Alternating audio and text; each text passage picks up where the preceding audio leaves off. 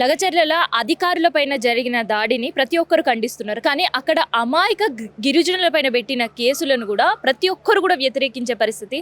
అక్కడ జరిగిన అమానుషం ఇప్పటికే ప్రపంచం మొత్తం తెలిసింది.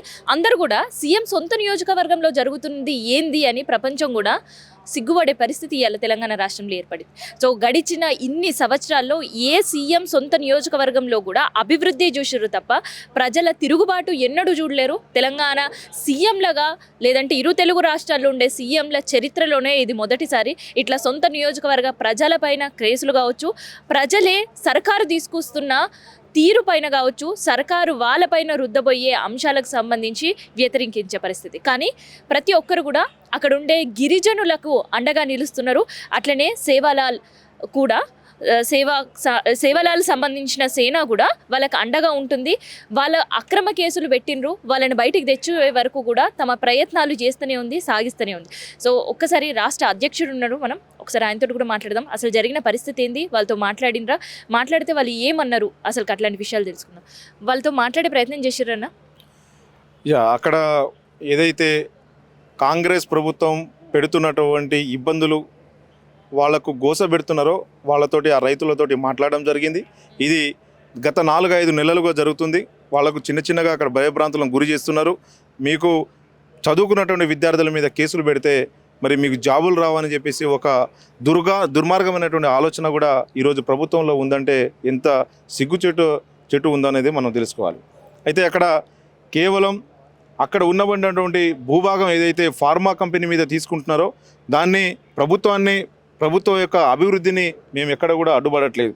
కానీ మీరు తీసుకునే పద్ధతి అది కరెక్ట్ కాదు అంటున్నా. అయితే అక్కడ ఉండే ప్రజలు ఏమంటున్నారు అంటే వాళ్ళ భూమిని ఇవ్వడానికి వాళ్ళు సిద్ధంగానే ఉన్నారా?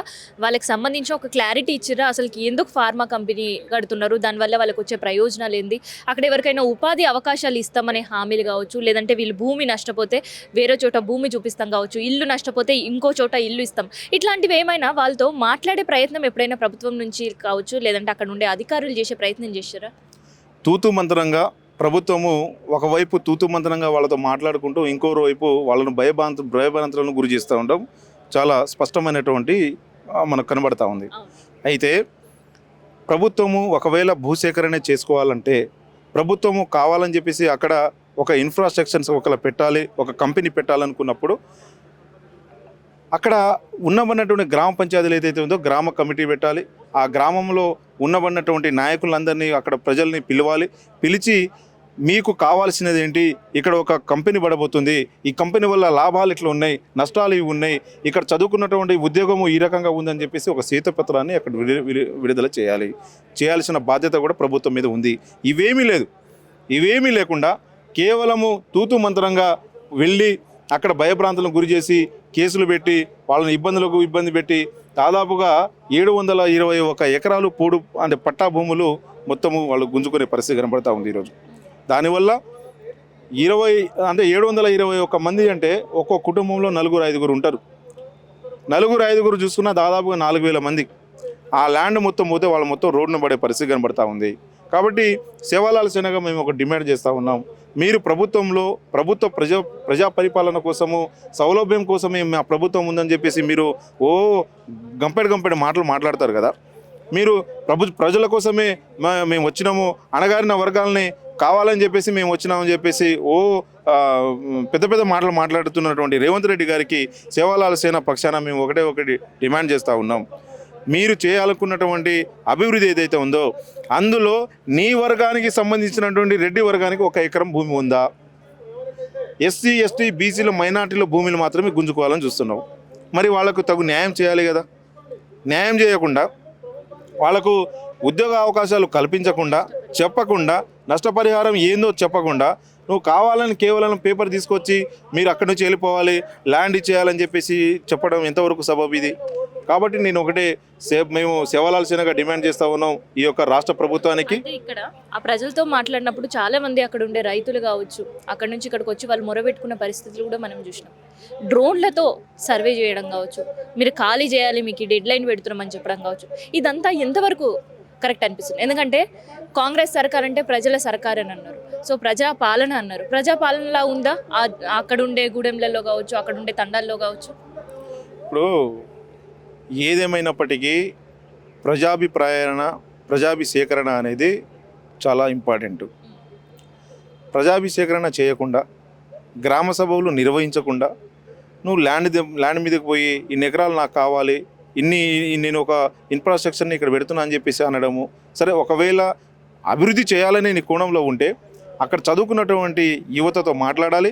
దానికి సంబంధించినటువంటి 1 సంవత్సరం 2 సంవత్సరాల్లో ఒక కాలేజీలో లేకపోతే ఒక ఏదైనా ఇన్స్టిట్యూషన్లో మాట్లాడి ఆ సర్టిఫికేట్ చేపించేసి అందులో ట్రైనింగ్ చేపించి ఇంతమందికి ఉద్యోగాలు కల్పిస్తామని చెప్పేసి ఒక భరోసాని ఇవ్వాలి.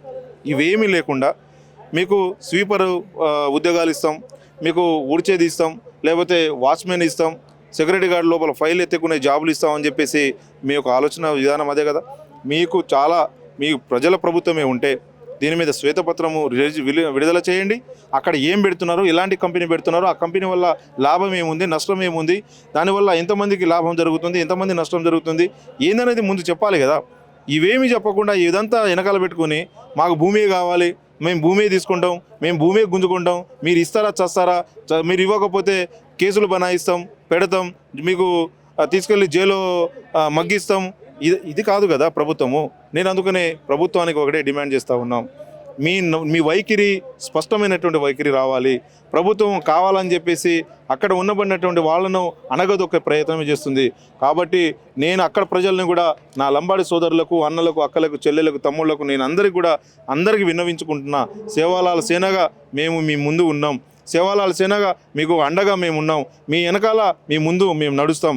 మేము ఒక గజం కాదు కదా, అరగజం కూడా మనము ప్రభుత్వానికి భూమి ఇవ్వాల్సిన అవసరం లేదు, ఆవశ్యకత కూడా అంతకంటే లేదు. దానికి న్యాయం జరిగేంత వరకు పోరాటం చేయడానికి మేమున్నాం. ప్రభుత్వానికి ఒకటే డిమాండ్ చేస్తూ ఉన్నాం, మీరు వాళ్ళ మీద పెట్టినటువంటి కేసులు ఏదైతే ఉందో ఆ కేసుని బేషరతుగా మరి ఎత్తివేయాలి. ఏదైతే జైల్లో పెట్టిరో వాళ్ళందరినీ విడుదల చేయాలని చెప్పేసి మరి చెబుతూనే రేపు కేసులు పెట్టినరు అని అంటున్నారు కదా, అందులో చాలా మందివి కొన్ని వాయిసెస్ వైరల్ అవుతున్నాయి. అసలు ఆ ఇష్యూకి మాకు సంబంధమే లేదు, మేము బయట నిలబడ్డాం, లేదంటే ఎగ్జామ్ రాయడానికి ఎగ్జామ్ పోయేసి వచ్చినామని కావచ్చు, ఒక ప్రెగ్నెంట్ లేడీ వాళ్ళ హస్బెండ్ అక్కడ లేడు ఆ గొడవ సందర్భం, ఇట్లాంటివి చాలా వర్షన్స్ వినిపిస్తున్నాయి. సో మీరు అక్కడ వాళ్ళతో మాట్లాడినప్పుడు పెట్టిన కేసులన్నీ సక్రమ కేసులేనా, లేదంటే కొంతమంది పైన అక్రమ కేసులు బనాయించిన విమర్శలు కూడా వస్తున్నాయి? ఈరోజు ఈ రాష్ట్రంలో ఇంత దుర్మార్గం అంటే, ఈరోజు గ్రూప్ 3 ఎగ్జామ్లో కూడా చాలామంది అక్కడ ఉన్నటువంటి స్టూడెంట్ ఎగ్జామ్ రాయాల్సింది, కానీ కేసులు పెడతారనే ఉద్దేశంతో ఒక్కడు కూడా బయటికి రాకపోతుండే. ఇప్పుడు రాకుండా ఎగ్జామ్ రాయకుండా మొత్తం ఆపుకున్నారు. అంటే ఇంతటి దుర్మార్గము ఈ యొక్క రాష్ట్రంలో నడుస్తూ ఉంది. నేను అందుకనే చెప్తున్నా.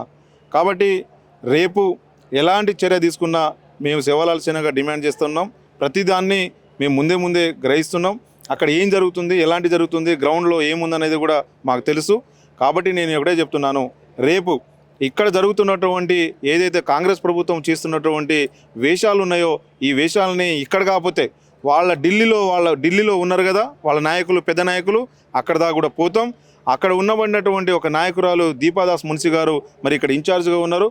వారికి కూడా రేపటి రోజున సోమవారం నాడు వందలాది సేవలాల సేన సైనికులతో వెళుతాం. మేము వినతి పత్రాలు ఇస్తాం.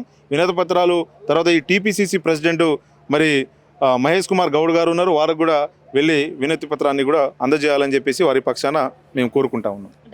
సో సీఎం సొంత నియోజకవర్గంలో జరుగుతున్న ఇబ్బందులు, అక్కడ ప్రజలు పడుతున్న ఇబ్బందులకు సంబంధించి ప్రతి ఒక్కరు కూడా సపోర్ట్ చేస్తున్నారు. అందుకనే అక్కడ తండావాసులు ఎవ్వరు కూడా ఆందోళన చెందొద్దు, మీ పైన పెట్టిన కేసులు ఎంతవరకు సక్రమా ఎంతవరకు అక్రమమా అనేది ఉండడానికి, అది నిగ్గు తేల్చడానికి చాలామంది కూడా సపోర్ట్ చేస్తున్నారు. ప్రత్యేకంగా విద్యార్థులు చాలామంది ఆందోళనకు గురవుతున్నారు. ఎగ్జామ్లు నాకు బయటికి రాని పరిస్థితి, ఆ గ్రామంలోకి ఒక్కసారి బయటికి వెళ్ళిపోయినరు, మళ్ళీ వస్తే ఎక్కడ అరెస్ట్ చేస్తారో అనే ఒక భయాందోళన. సో ఈ భయాందోళనకు అందరూ కూడా బాధపడకుండా కొంచెం ధైర్యంగా ఉండాలని ప్రతి ఒక్కరూ మీకు సపోర్ట్ చేయడానికి ముందుకు కదులుతున్నారు. అందుకనే అక్కడ ఉండేవాళ్ళు మీ పోరాటాన్ని ఆపకండి.